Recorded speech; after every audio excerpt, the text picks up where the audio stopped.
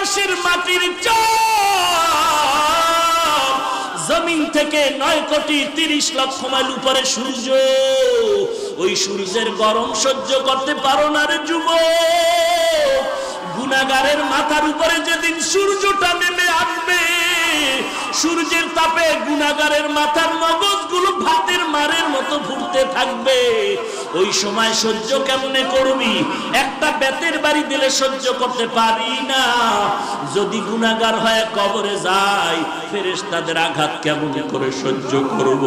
চিন্তা ভাবনা করে দেখলাম দুনিয়ার সম্মান টাকা পয়সা কিছুই না। আজকে টুপির কারণে, দাড়ির কারণে না খাইয়ে আমরা কেউ মরি নাই, বরং আল্লাহ রাজকীয় হালে সম্মান দান করেছেন, ঠিক কিনা বলো?